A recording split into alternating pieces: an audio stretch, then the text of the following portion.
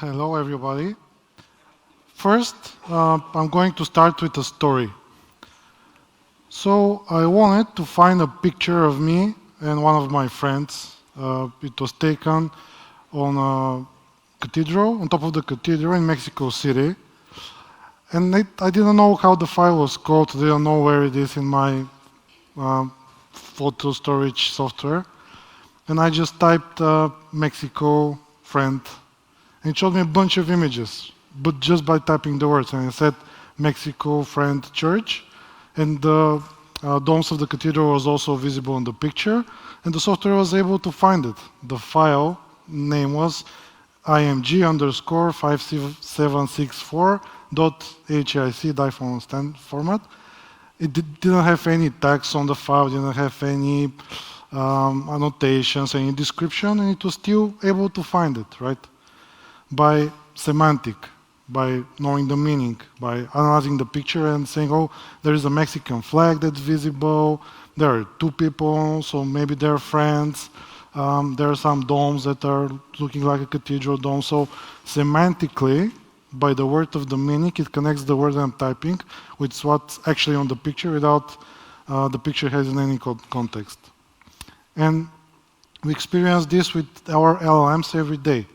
If you go inside your LLM, and you want to find a song for something, and you say, give me 10 songs that feel like driving at night through the rain, but hopeful. It's going to give you results. Some of the results will be of songs that doesn't exist, right? But there will be some songs that when you listen to them, yeah, it feels like driving through the night, and the song is hopeful.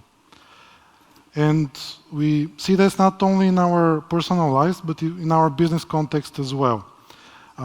There are plenty of software solutions that, for example, help customer support agents to be able to find problems similar to the problem that they're trying to solve. And these solutions don't rely just on keywords search. Maybe there is a problem that the user is describing, and some other users describe it in a completely different way with different types of words, but the meaning is the same. And those systems are able to show the two. Or if you have an engineer that's debugging a problem, those software solutions that are relying on vector databases can find similar code to the code that the engineer is interested in. And the whole code generation software is also relying on these concepts. And beneath all that, between this semantic understanding of the LLMs, of the AI solutions, of the engines, this semantic understanding that they have of the world is vectors. So vectors are a representation of every piece of information that is showing their meaning, their semantic, in form of vector of numbers. And this is an example of the embedding of ISTA conference as a phrase. And I added ISTA conference because ESTA has a lot of meanings that are not related to conferences, because E for international, something association. There are a lot of international something associations. So ISTA conference is something that's close to what we're doing here. And this is an example from the OpenAI embedding model, and this is what it returns. So the meaning of ISTA conference, this phrase, is represented by this vector over here. And those vectors can be plotted, right? This is very nice writing from Stephen Wolfram that explains how ChatGPT works, how LLM works. And it's explaining also the embeddings, because this is the underlying concept that they're relying on. And this is like a two-dimensional representation where we get these big vectors and we represent them here. And you can see that alligator and crocodile are close together, but they're, for example, ant and a bee are further away from them. But ant and a bee semantically are also close together. We have like peach, cherry, apricot, pineapple close together. Mango is a little bit far for some reason. And then we have different clusters of words that are close semantically in meaning. And in real world, these vectors are not two-dimensional, they're big. For the OpenAI models, it's 1,536 characters, and for the best embedding model Stella V5 series, it's 8,000 numbers, 8,000 dimensions in a single vector that represents the meaning of the phrases or words that you want to embed, that you want to embed. And there are different embedding models. This is the leaderboard of the current popular embedding models. Embedding models are the AI models that can get words and transfer them into these vectors, into their semantic representation. We can see that Gemini embedding 001 is currently top of the list. Then there are some QN models and difference. There are some models from Mistral on the bottom. And there are different models that we can use. Some models are hosted, like Gemini. Other models you can download and run them on your hardware. But yeah, the embedding models are the ones that are transferring the words to their semantic meaning. And there are a couple of problems with this if you want to work with these vectors. The first is called the curse of dimensionality. And when we have 8,000 numbers that are representing values, and these values are all from 1 to -1, floats, there is very little difference between all those vectors, this huge vector space. Into this space, this is one representation that couldn't came up with a better one, but into this space, you can think of a distance. You can visualize it in your head, and it's significant. You can say this is longer and this is shorter. But in 10-dimensional space, first you cannot imagine it, but the points become so close together that it's very hard to compute the distance between them. And how do you do it in 10-dimensional space? How about 8,000 dimensional space? The points become very, very close together. And the second problem is computational complexity. To compute the distance between the numbers, between the vectors, becomes very computationally expensive. And you need different algorithms. You cannot do it with SQL, for example, or other languages that we have in other data stores, to be able to find similar words or similar concepts to the one that we're using. And basically, if we want to work with semantic meaning of data, and we want to be able to query to find, okay, give me the images that are close to my search, give me the songs that are close to the things that I'm looking for, or give me the user-reported problems in Zendesk, or find the code that has these concepts.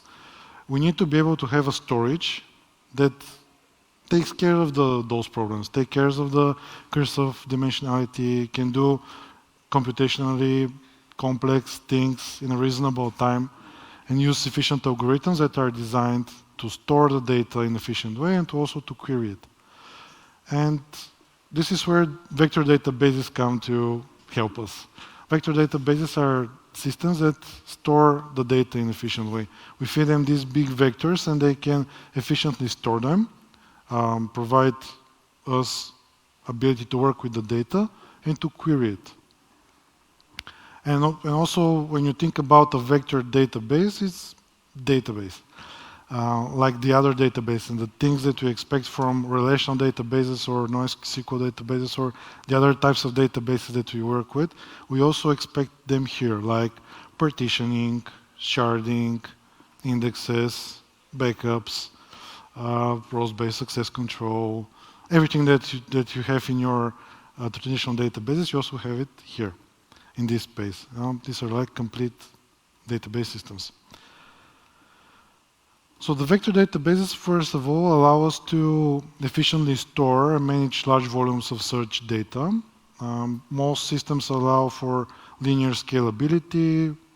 Those systems, when you add more nodes to such clusters, they can store more and more information and process more and more queries. There are different organization of data in terms of namespaces or collections. You can think about them as the databases in the relational database world. And there are still queries for inserting, updating, deleting, all the things that we're used to, data definition language. And you can create indexes, or index data, and those indexes can be distributed, and they also provide you partitioning and sharding, and certain piece of information can go here, another piece can go to another machine, and you can build indexes that span all this. Vector databases also have specific searching and retrieval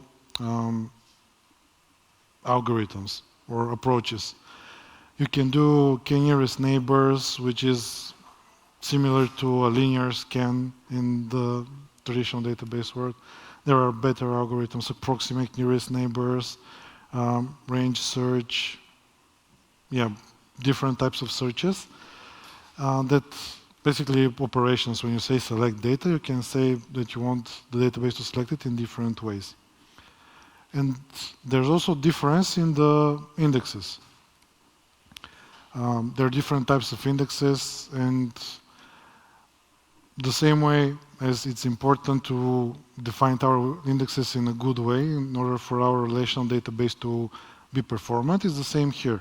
We need to understand what different indexing mechanisms and algorithms there are, how they affect our queries, what types of indexes are best for our use cases, and to be able to match the two. There are different indexes depending on the need and depending on the complexity of the system that you're building. If you can fit the data on one machine, you don't need something complex, but if you have multiple machines, the data is sharded, then you need some algorithm that index the data so the sharding can work. And when we have the vector database, there are like a standard way to work with it. We have some data that we want to search in. This can be images, this can be text, internal documents, Google documents, or code base, or Zendesk tasks, on Slack messages, some information that you want to search in. We take this data through our vector embedding model, and the embedding model returns vectors, these 8,000 dimension vectors. And then we take those vectors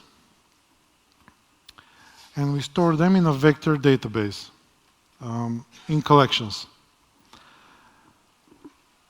This is like some people call it the offline flow, where you take the data and you put it in the vector database. And you need to not do it once, but it's the same as your relational database. When you have updates in the source data, when you have more Zendesk tickets or more Slack messages or the code changes or something, the thing that you want to search in updates, you also need to have this offline flow to update the embeddings in the vector database. And also sometimes you need to update the way that the vectors are constructed. For example, there is a better algorithm that's going to save you storage, and with lower dimensionality provides similar results to what you have. And then, because the vectors are stored in the vector database embedded by the old model, you need to reindex them. So this offline flow is something that is constantly running and changing, and sometimes it needs to update the whole database when it makes sense.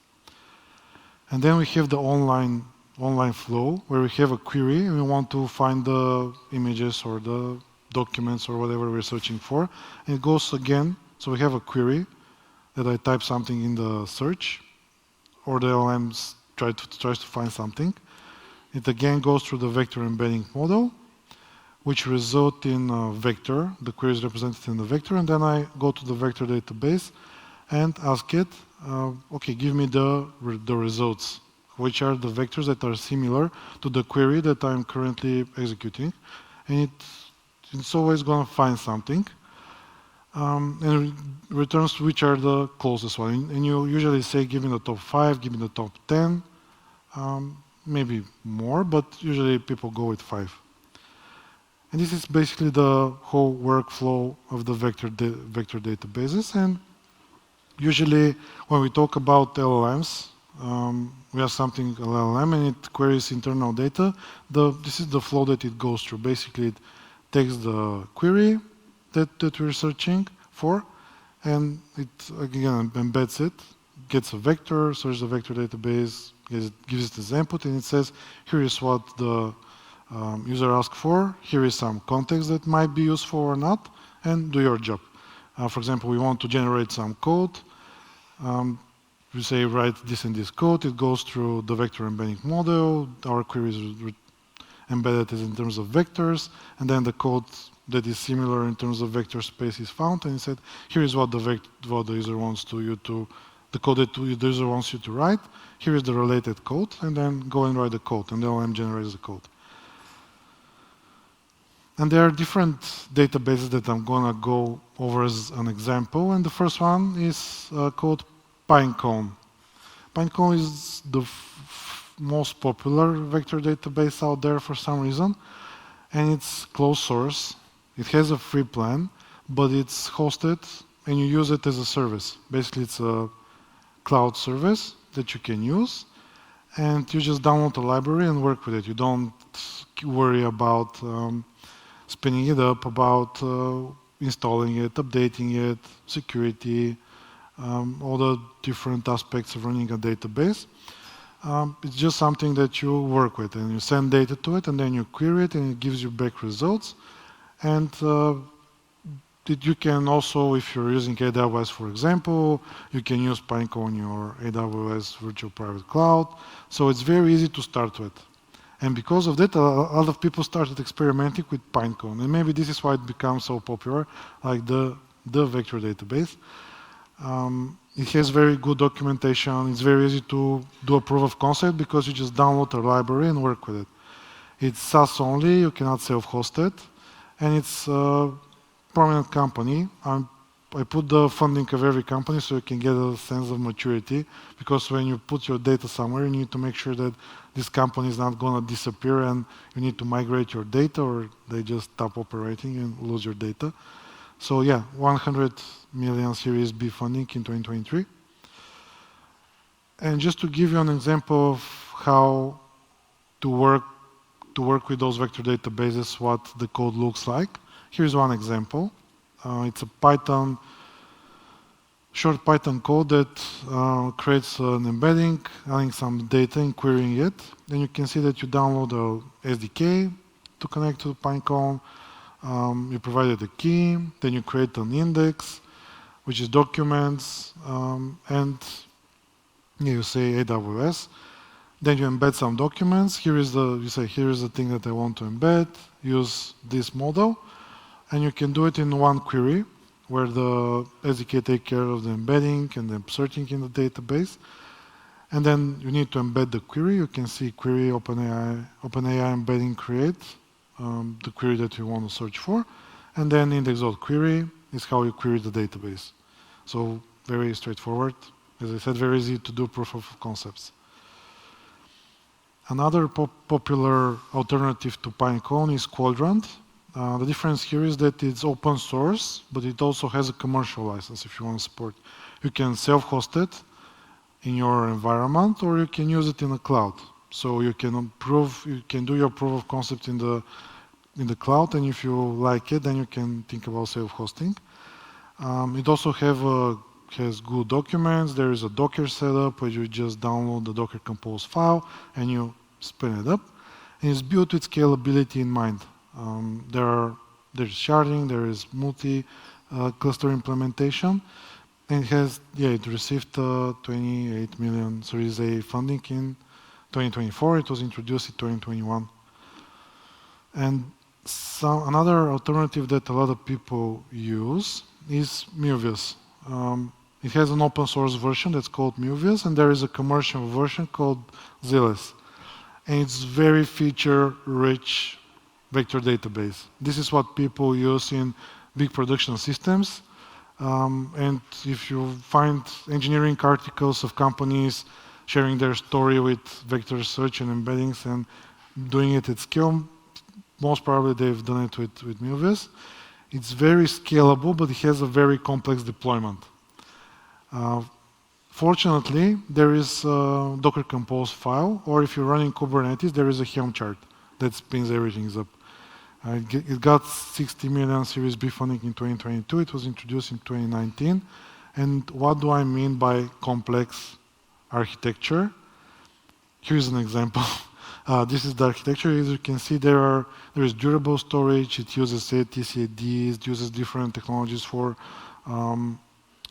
write-ahead lock. It has object storage. There are different nodes, streaming nodes, query nodes, data nodes. There is a proxy layer that routes the requests between the different services. You can see microservice architecture with different storages, and each with its own needs for scalability and operational concerns. But this is, if you work in scale, this is like the go-to vector database to work with. And the thing that is very easy for you to start with, probably, is pgvector. It's open source and it's an extension to PostgreSQL.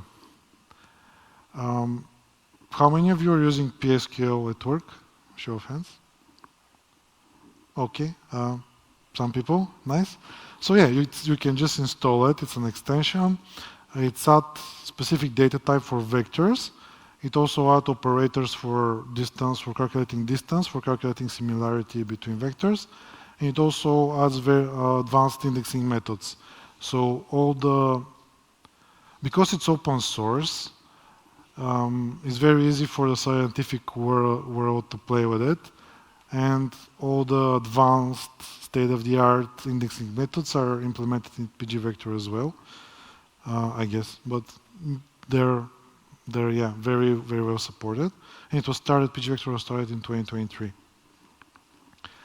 And to give you an example, what does it feel to work with this extension in PostgreSQL?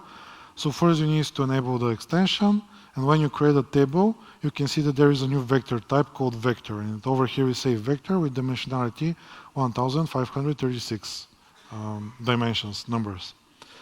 And we also have metadata always, because when we embed the data, we get the vectors back, but if we don't add a pointer, for example, this vector is part of this document, there is no relation in between them, so we need to create it. And usually in the metadata in this JSON that we're adding, if you're indexing, for example, Zendesk ticket, in the metadata we can add the link to the Zendesk ticket, the ID of the Zendesk ticket, the organization that it came from, the person that wrote it, all the things that we might be interested in when we get the result of similar tickets. And then you need to create an index. So there is a new type of index that exists. For example, HNSW is one type of index. There's also hash-based indexes, locale-based indexes, different types of indexes. But you create an index, and you provided a distance function. In this example, it's cosine distance, and it creates the index. Then when you want to search the data, you say, give me the ID, the content, the metadata, and the embeddings, and order by embeddings, query embeddings. And over here, you can see that this query is finding the 3 most similar vectors to the ones that we're selecting. And it's always going to return results, something that you need to be aware of. And those results may be close in terms of semantic, but they may be far because you just don't have anything similar in your vector database that is closer in meaning to the things that you're using. And to take care of that, you need to add an extra step in your application logic that basically gets the result and decides, are they relevant? Which one is the most relevant? And there are special algorithms to do it. They're called re-rankers, re-ranking models that take care of that. So after you get your results from pgvector, you need to also run them through a re-ranker. And there is vector search in other products. If you use Redis or Elasticsearch on MongoDB, the hosted version Atlas, there is already vector search in your software that you're using. So you can keep it in mind, same use cases. And also another thing that you need to keep in mind is that if you don't have a lot of documents, maybe you don't need a database. If you have like 100 documents, Google Docs that you want to work with. There are libraries that you can pull that can calculate those on the fly, keep them in memory, and you can query them in different languages. So you can just check vector semantic search library, and you can pull it up. And as a conclusion, vector databases are databases. You use them when you have a lot of data and you want to store it, make sure that it's there, make sure that there are backups, that it is replicated. If you need sharding, you get sharding. If you want to control read-write concerns, you have role-based access control. It's a database system, and you use it in every time when database systems make sense, and when you need similarity search at scale for efficiently storing and querying high-dimensional data. Thank you, and I think we have time for questions.